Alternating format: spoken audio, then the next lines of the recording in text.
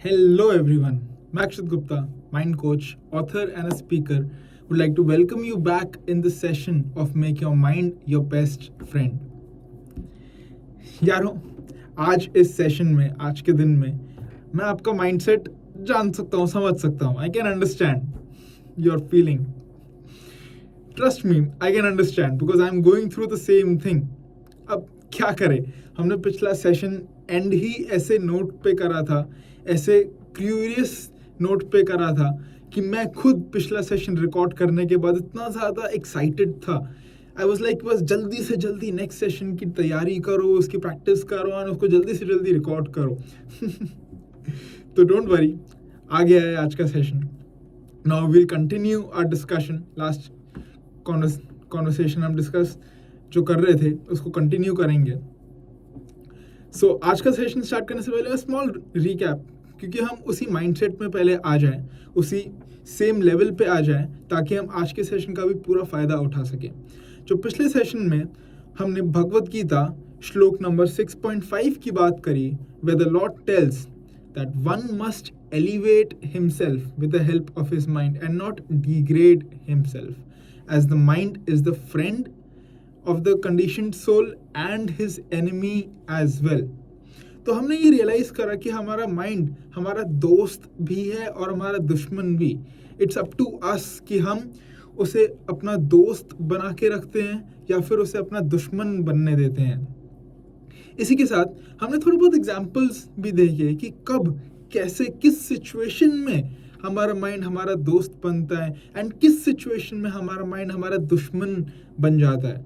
और ये बहुत ज़्यादा ज़रूरी है ये जानना, बिकॉज ओनली आफ्टर हम उसे आइडेंटिफाई करेंगे, उससे उसके बारे में अवेयर हो पाएंगे कि किस सिचुएशंस में माइंड हमारा दुश्मन बनता है, उसके बाद ही हम उसे रोक पाएंगे, उस पर एक स्टॉप लगा पाएंगे, उस माइंड को अपना दुश्मन बनने से रोक के अपना दोस्त बना पाएंगे. इसी के साथ towards the end we came across a new concept, a new terminology called cognitive biases.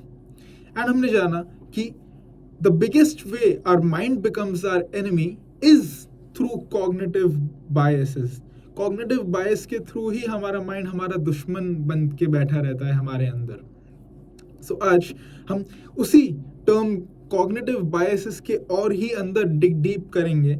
हम पहले तो सबसे पहले जानेंगे कि उसका एक्चुअल मीनिंग क्या होता है, टेक्निकल टेक्स्ट बुक मीनिंग क्या होता है.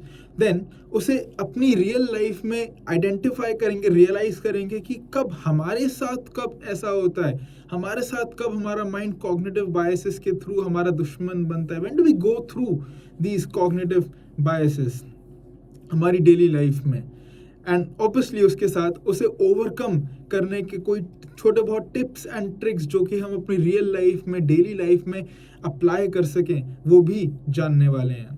हम जानेंगे different types of cognitive biases. There are many different types, अलग अलग तरीके के. कुछ ऐसे सिचुएशन में जब माइंड इस तरफ से बिहेव करता है तो उसको एक अलग नाम दे दिया गया है कॉग्निटिव बायस का. कोई ऐसे अलग सिचुएशन में इस तरह से जब माइंड बिहेव करता है तो उसे एक अलग नाम दे दिया है cognitive bias. So there are many different types of cognitive bias. उसमें से हम थोड़े बहुत कॉग्निटिव बायसेस के बारे में जानने वाले हैं और उसे ओवरकम करने वाले हैं. ऑल्सो हम इस टर्म का इनिशिएशन जानेंगे कि पहली बार ये टर्म कब इंट्रोड्यूस कराई गई थी सोसाइटी में. When was this given to the society, this word cognitive bias, कब एंड बाय हु. सो आइए आज का सेशन शुरू करते हैं. सो सबसे पहले if you have to understand this term cognitive bias, अगर मैं उसको ब्रेक करके समझने की कोशिश करता हूँ, सो the word cognitive refers to all the duties, all the activities of the mind. कि हमारा माइंड हमारे पूरे डे में या फिर हमारी पूरी लाइफ में किस किस एक्टिविटी में इन्वॉल्व होता है. It could be a very small activity also and a very big action also. कुछ भी, एनी एंड एवरी थिंग. जैसे द माइंड थिंक्स, राइट. जो भी कुछ होता है तो माइंड उस पर थॉट देता है, द माइंड थिंक्स, उसे इवैल्यूएट करता है, फिर कुछ डिसीजन लेता है. तो माइंड थिंक्स वो एक उसकी एक्टिविटी हो गई. या फिर जब बाहर से जब कुछ सुनता है, हम कुछ सुनते हैं, कुछ देखते हैं या फिर कुछ पढ़ते हैं, तो उसे अंडरस्टैंड करता है, माइंड उसे इवैल्यूएट करता है, तो that is also an activity of the mind. कुछ एक्सटर्नल सिचुएशन होती है तो उसे अंडरस्टैंड करता है, उसे जज करता है, उस पर एक ओपिनियन क्रिएट करता है, that is also an action of the mind. Mind life में हमारे कोई डिसीजन लेता है, कोई एक आउटकम पे आते हैं, एक ओपिनियन क्रिएट करके कोई फाइनल डिसीजन लेते हैं, that is also an action of the mind. So the word cognitive refers to all the activities of the mind. Mind जो भी एक्टिविटीज में इन्वॉल्व होता है. एंड नेक्स्ट, बायस मीन्स कि किसी भी सिचुएशन में या किसी भी चीज में जब हम किसी भी एक ओपिनियन या फिर एक बिलीफ की तरफ इंक्लाइंड हो जाते हैं, हम उस सिचुएशन में न्यूट्रल नहीं रह पाते. कि जैसे फॉर एग्जांपल जब भी कभी हम कुछ एक्सटर्नल सिचुएशन को या फिर एक्सटर्नल पर्सन को या फिर कोई एक्सटर्नल चीज़ को इंटरप्रेट करते हैं, जज करते हैं, उसके बारे में एक ओपिनियन क्रिएट करते हैं, तो काफ़ी बार हमारा माइंड हमारे past experiences and past beliefs की वजह से इंक्लाइंड हो जाता है और उस पर्सन या चीज़ या फिर सिचुएशन को एज इट इज़ इंटरप्रेट ही नहीं कर पाता, देख ही नहीं पाता. वो बोलते हैं ना कि अगर हम लाल चश्मा पहने तो दुनिया लाल हो जाती है, अगर हम हरा चश्मा पहने तो दुनिया हरी हो जाती है. वैसे ही we interpret the world today by the glasses of our past experiences and past beliefs. हम एक्सटर्नल वर्ल्ड को एज इट इज तो कभी देख ही नहीं पाते.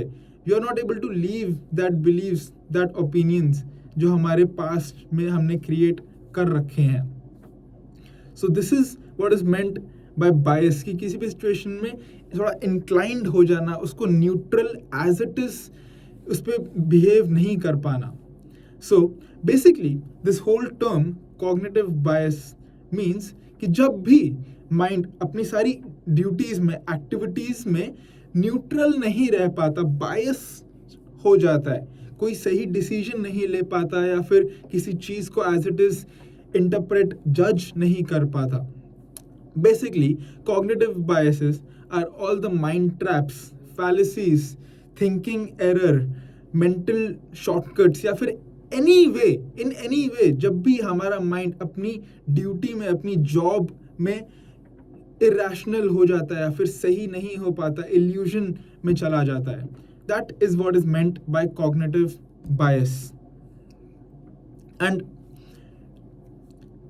what happens with this cognitive biases की वजह से we end up taking the wrong life decision या फिर कोई wrong opinion create कर लेते हैं, या फिर cognitive bias हमारी लाइफ में इतने सारे mental disease, mental discomfort create करता है. इट कुड बी स्ट्रेस होना या फिर एंजाइटी होना या फिर इन एक्सट्रीम केसेस डिप्रेशन तक होना. पहली बार ये टर्म कब आई थी?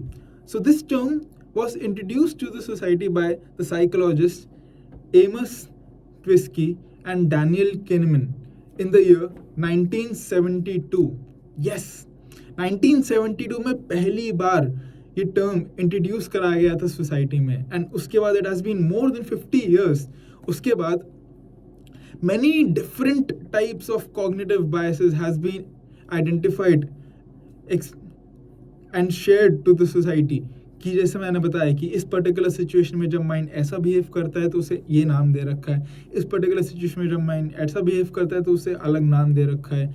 सो there has been many different types of cognitive biases, जिसमें से हम इस सेशन में आगे 17 ऐसे कॉग्निटिव बायसेस के बारे में सबसे पहले जानेंगे, समझेंगे कि वो होते कैसे हैं, क्या हैं, एंड देन उसे अपनी लाइफ में, अपनी डेली प्रैक्टिकल लाइफ में रियलाइज करेंगे, आइडेंटिफाई करेंगे कि हमारे साथ ऐसा कब होता है. When does our mind tricks us, and वो उस कॉग्निटिव बायसेस में गिर जाता है. एंड उसी के साथ साथ ऑब्वियसली उसे ओवरकम करने के, उसे कंट्रोल करने के कुछ टिप्स एंड ट्रिक्स जानेंगे. So would you like to know the names of all those cognitive bias? So alright, let me, उसके हम सारी बायसेस के डिटेल्स में तो जाएंगे ही, बट अभी मैं उन सबके नाम आपसे शेयर करता हूँ. वो नाम भी बहुत इंटरेस्टिंग है. ध्यान से सुनना.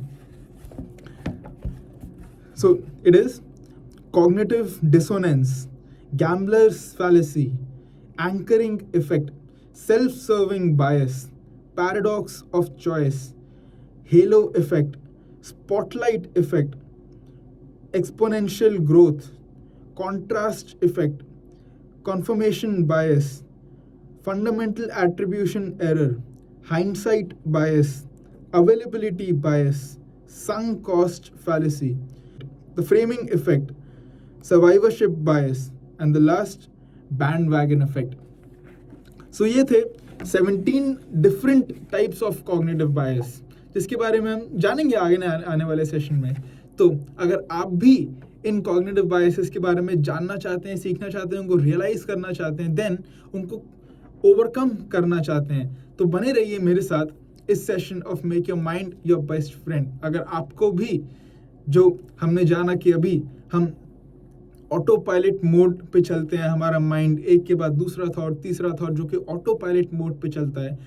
If you also want to get back on the driving seat of your life, अगर आपको भी अपने माइंड को अपने दुश्मन नहीं बल्कि अपना दोस्त बनाना है, and you also want to uplift your self with the help of your mind, तो बने रहिए मेरे साथ इस session of making your mind your best friend.